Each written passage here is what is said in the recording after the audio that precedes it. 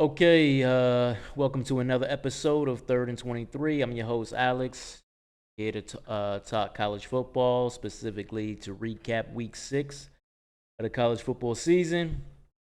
Uh, talk about my picks that I made, my predictions that I made, things that happened in the game, what went right, what went wrong, all of that, right?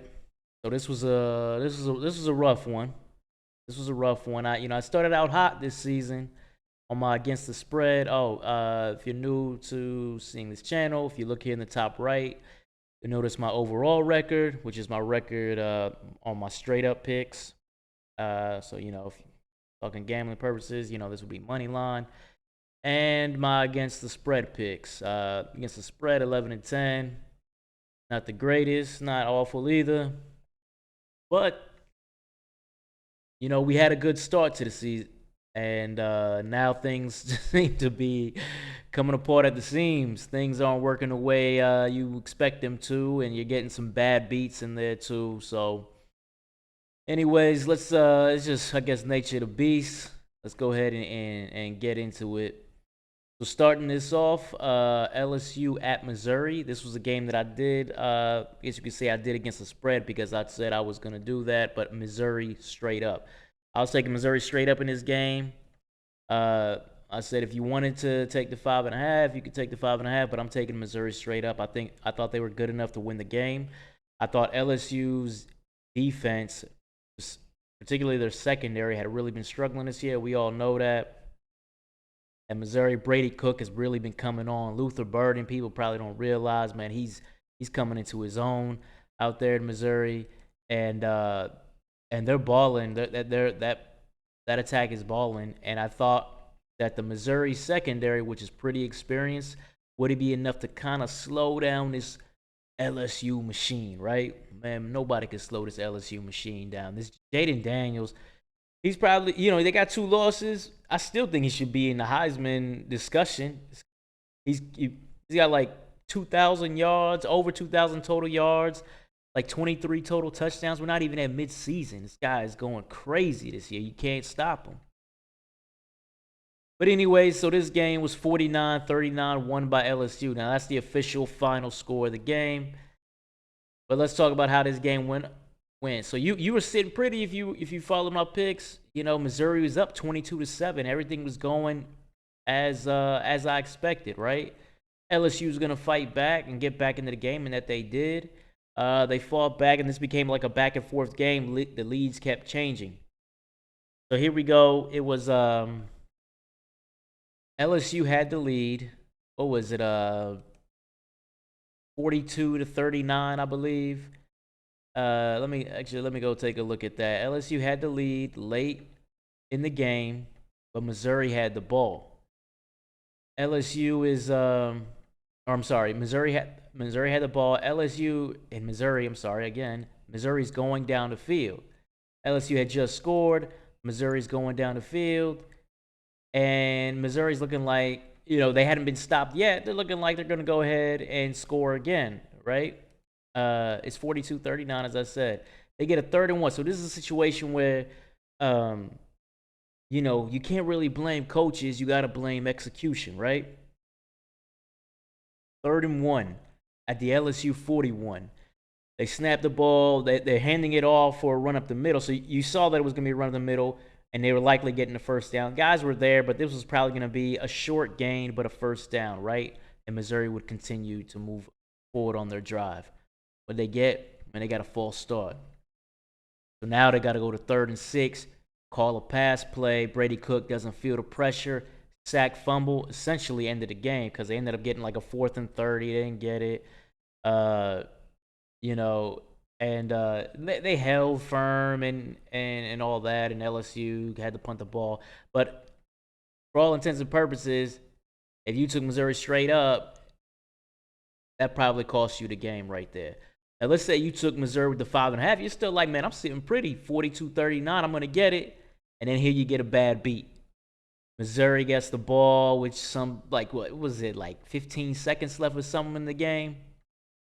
Brady Cook, in some desperation mode, throws a pick six to Major Burns, and they lose by 10. And now you got a bad beat, and LSU somehow covers. So if you had LSU with the cover, you was sweating. You thought it was done, and you weren't gonna get it. You probably shouldn't have, but you did, and that kind of stuff happens. As far as in the game, it went as expected. Both Malik Neighbors and Luther Burden both went crazy, right? They're Neighbors is in that Biletnikoff. He's probably the front runner. He had 140, 146. Burden, I think he had 140 as well. I mean, he went off. Yeah, he had 149. Brady had 411. Brady Cook had 411. Jaden Daniels had 259 and 3 touchdowns passing. He also ran for 130. This comes for the coaching part, right? Yo, Missouri coaches, where was the spy? This guy, Jaden Daniels, was killing him with his legs in the second half. Absolutely killing him. He finished with 130, but most of that had to be in the second half. Just, this is just an entertaining game, back and forth. Not much defense played. If you're talking about going forward, Missouri, this one's got a taste back because you had it. You were at home and you had it. And LSU, you got to do something about your defense. You guys can't stop anybody right now. Can't tackle, can't cover, nothing. So, anyways, let's go ahead and update the record here. So, that's going to be both the overall and against the spread whiffs, right? Moving on to Maryland at Ohio State. Ohio State was a 19.5-point favorite. Now, if you guys remember, I said I wasn't going to do this game. I didn't. Ohio State, for one, hadn't been covering all year. And something's up with Kyle McCord to me. He's just not looking that good at speed to me. Looks like he's missing something. Could be confidence. Maybe he just needs to gain more experience, and that starts to come along, right?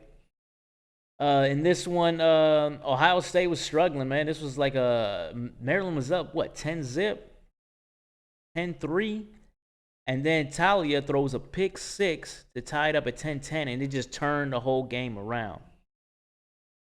Maryland ended up going up 17-10, and then Ohio State went on a 27-0 run, most of that in the second half. And Kyle McCord, actually, he had a good game, 19 for 29, 320, 2 touchdowns. He was hitting off Marvin. You got to hit off Marvin. He had 160 in this game. I'll say this, man. I don't really like what they're doing at running back. Trevion Henderson didn't play in this game. For some reason, Mayan Williams I guess he got passed on the depth chart by Chip Trainum.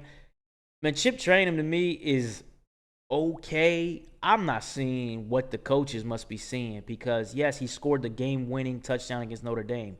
The game-winning 1-yard touchdown run against Notre Dame. Okay, he got a yard. Cool. I don't see, if I'm looking at talent, I don't see how this guy's better than Mayan Williams or Trevion Henderson. Really be taking touches away from him. And this one, Chip led the team in carries. I just don't see it. But anyways, and what I told you guys on Friday, I said Maryland does Maryland things, basically, right? They'll beat teams they're supposed to beat. They'll get whipped by teams that are better than them, and they got whipped in this one. They had 300 yards, but they got completely dominated in the second half, shut down, and they lost this game 37-17. So Ohio State actually covered in this game. I didn't do this game. I said that I would lean towards Ohio State covering, except for the fact that they weren't covering at all this season. So that's what made me really stay away from it.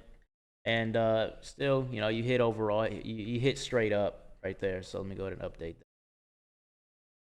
Rutgers at Wisconsin. This was another game I said I was going to stay away from because I thought that Rutgers would have a good enough run defense to slow down Braylon Allen. But I didn't trust Tanner Mordecai yet passing because I hadn't seen him pass the ball enough to be able to cover that 13.5-point spread. I took Wisconsin straight up because I think Wisconsin's better than them. Rutgers is a really, really one-dimensional team offensively. They don't have a passing attack with Gavin Wimsatt. He is not a Power 5 starting quarterback, in my opinion. He just isn't. Rutgers can run the ball, though, and that's how they basically how they score, how they move the ball. In this one, Wimsatt, he was way off, 16 for 35. And in this game, you know, this was like backbreaking. If you took Rutgers straight up, obviously I didn't. Not doing. Rutgers is down 10-0, coming to close the end of the first half, and they're down by the goal line. So Rutgers is about to score, about to make this a game. Man, Gavin Wimsatt threw like a 99-yard pick six, man. Bad throw, didn't read the corner, just just failed right there. Failed on that pick six. Made it 17-0, and despite it being 17-0, Wisconsin didn't cover in this game. Rutgers battled back in the second half, ended up losing 24-13. But like I said, in this game, uh, I guess you could say I'm half right in the sense that Rutgers did get run on. They gave up 200 on the ground. Braylon went for 101, so they didn't really slow down the running attack like I thought. But Tanner Mordecai, 17 for 31, 145. That's not going to cut it. The passing game just isn't there for Wisconsin right now, and I know they're trying to be balanced, right? That's what Luke Fickell wants. Phil Long go to OC. That's what he wants. This isn't the Wisconsin of old anymore. So that's an issue with Wisconsin moving forward. And maybe Tanner Mordecai, he came over from SMU. Maybe he's just not that guy at this level, at the Power 5 level. So we got to see what's going to happen there going forward. The Wisconsin defense, though, pretty much shut down Rutgers. But Rutgers, like I said, man, one-dimensional attack. But anyway, so the final in this one was 24-13. So Wisconsin did not cover. So if you took Rutgers with the 13.5, good on you. I stayed away from this one. I did hit it straight up, though. So let's go ahead and update that. Now on to the game of the weekend. College game day was in Dallas for the Red River rivalry. Texas versus OU. And this is a game I did. I said I was going to take Texas. I was going to lay the 5.5. I thought this would be a high-scoring game. I thought it'd be a competitive game. But I thought Texas just had too much talent for OU to be able to keep up in a shootout. I was thinking this game was going to be like 42-30 or something like that. I thought it'd be too much firepower, too much of a balanced attack for Texas, and that would be too much for OU to overcome. And that's pretty much yes and no, I guess you could say, because Texas, they did outgain OU, but they lost the game. Texas had they had over they had 527 yards game. But you know what? They made mistakes. They throw a pick on their first drive, like the second play of the game, throw a pick that leads to an OU touchdown, right? And then later in the game, they had Quinn Ewers, he throws a pick in the red zone. And Quinn Ewers went 31 for 37, 345. He had 16 completions, but 2 were very, very critical interceptions that gave OU points and basically took points off the board for Texas, right? Can't do that. Jonathan Brooks, again, I like Jonathan Brooks at running back. You've been watching this. I've been talking about him for the last 3 weeks, man. He went for 129. Again, he's doing work. Xavier Worthy and Jordan Whittington, they both went over 100 against OU. I mean, the OU defense, if people watch the game, you're going to say, man, OU defense was playing and all this and that. OU's defense was making critical plays when it mattered. They had like 5 sacks in the game. 5 sacks in the game. They gave up a ton of yards. They gave up a ton of plays, but they were making the plays when it mattered. On the offensive side, Dylan Gabriel busted these dudes up. Dylan Gabriel busted Texas up for 60 minutes, man. Just call it what it is. Texas had nothing for him. He had he threw for 285 and a touchdown, but he also ran for 113 in the touchdown. Led the game-winning drive. Hit Nick Anderson for the game-winning touchdown pass. Great throw. I mean, they just had nothing for Dylan Gabriel. This game probably put him into the Heisman discussion, if we're being honest. So, as I said, they scored that game-winning touchdown in the final seconds to win 34-30 in this game. So this was a wild one, man. This was back and forth. This was back and forth the whole game. But I think the difference was Texas made too many critical mistakes, and OU made too many big defensive plays when it mattered. Yeah, they were getting gashed, but they made the defensive plays when it mattered. So, man, we got to eat this. Like I said, man, we had my straight up record is still probably, still pretty good because I didn't do it too bad. But against the spread, man, woo, didn't go well. Here's another one we did against the spread. Washington State at UCLA. I told you guys I'm taking Wazoo with the 3.5. Now this one, unlike in that Texas one, which I missed, and unlike Missouri, which I missed, there was situations there where I shouldn't have missed. Right? This one is different. UCLA won this game 25-17. They covered a 3.5, but honestly, UCLA probably should have won this game by 3 touchdowns. UCLA dominated this game. That UCLA defense, man, maybe I underrated them. They're pretty. I've seen their secondary get beat, but nah, man, their defense is playing quietly very good football this year to help out their true freshman quarterback. So on this one, they won 25-17. Dante Moore, again, he had to bounce back from that really ugly performance against Utah. He didn't really bounce back in this one. 22 for 44, 290, 1 touchdown, 2 picks. But again, another guy who threw a pick at the end of the first half, ran back for a touchdown. He threw like a 95-yard pick 6 or something. That's why I say this game, they should have probably lost by 3 touchdowns because that was like a 14-point swing right there. Washington State actually had the lead in this game in the fourth quarter, even though they weren't really playing well at all. They were kind of getting dominated, but they somehow had a lead. UCLA wasn't finishing drives, and you have stuff like that pick 6 and all. But the UCLA defense and running game, Carson Steele, he ran for 140 for UCLA. The defense only allowed 216 yards against an offense that had been explosive this season. Cam Ward, 19 for 39, 197. Nah. Shut them down. Shut the Wazoo offense down. These guys had 216 yards, man. Shut these guys down. So, credit to the UCLA defense. Credit to you if you didn't listen to me on this pick. And this was actually a popular upset pick I saw out there in the ether. A lot of people were picking Wazoo, and a lot of us whiffed on this one. So, I got to go ahead and eat that on my overall. And eat that again. All right, moving on. Syracuse at UNC. This is another game that I did. In this one, we actually hit this one.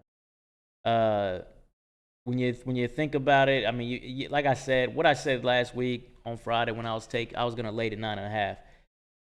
Syracuse is a one-man gang. A one-man gang isn't gonna go into UNC and beat Drake May with all the weapons Drake May has. Or even keep it within 10 points was what I was thinking, what I basically said on Friday. And that's what happened. UNC won this game 40-7. Pretty much owned this game from the word go. They jumped all over Syracuse, offensively and defensively. Only allowed 220. Schrader, he threw for 124 and a pick. I mean, he didn't do anything. They even shut down running the ball. He didn't do anything. UNC's offense has 644 yards. I mean, they just went to town against this Syracuse defense. Drake May, 442, 3 touchdowns. Just a ho-hum game for him, right? He even ran one in. He had 4 touchdowns total. And they ran for 200 on the ground. Busted up Syracuse, busted up the Orange. Won by 33. His final score was 40-7. Going to go ahead and update this one. Tar Heels look good right now, man. The Tar Heels are looking real good. Syracuse, they're Syracuse kind of fading, I think. They've lost 2 in a row, and they kind of got owned by Clemson the week before. Now they got owned by UNC, so things aren't looking good for the Orange. Being a one-man gang seems to be kind of hurting them right now. They might fade. So anyways, here we go. Alabama at Texas A&M. This is a huge game in my book because I've told you many times I think Aggies are a great team. I thought the Miami game was a farce, basically. And, man, I'm going to have to give it up to Nick Saban. Even though, of course I know Nick Saban is great. At least go coach college, right? But I gotta give it up to him because this is his worst team since his first year, and coaching won this game, man. Coaching won this game. Texas A&M. This was the difference between Nick Saban and Jimbo Fisher, man. Texas A&M was sloppy as hell in this game. Texas A&M was up in this game in the first half, 17-10, and they were kind of dominating. If you were watching the game, you had a feeling like, man, Texas A&M, man, these guys should be up by like 14 or 17. That's what it felt like. They make mistakes. Touchdown goes right through Aeneas Smith's hands, and what was that, like the opening drive? They had to settle for 3. 14 penalties for 99 yards in this game. I mean, oh, actually, that 14 penalties was Alabama had the 14 penalties for the 99 yards, and A&M still couldn't take advantage. The second half, I mean, the Alabama defense took over. A&M getting a safety there, just you gotta see these guys. Bama was rushing 4 a lot of these times, and they were getting pressure. Where's some checkdowns? I mean, where's the coaching that Jimbo Fisher's doing?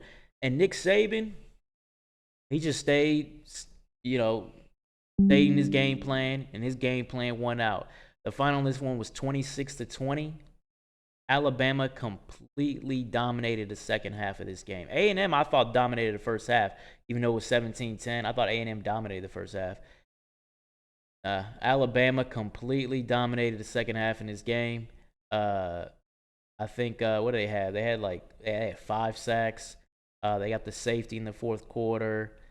And then on top of that, Jalen Milroe, man. Jalen Milroe finally he goes off against what I think is a really good Aggie defense. 21 for 33, 321, 3 touchdowns, right? Jermaine Burton, where has he been? You know, I always thought he was good, but he just wasn't really showing up. So I was thinking maybe he's not as good as I thought. 9 for 197 and 2 touchdowns. He dominated, man. He owned Texas A&M in this game. He owned the DBs in this game.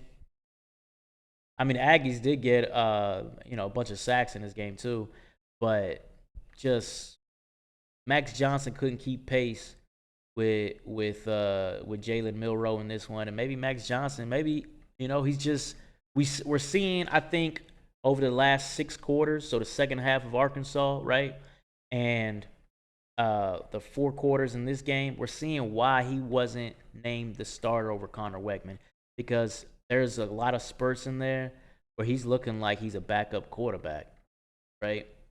And so Aggies had this one.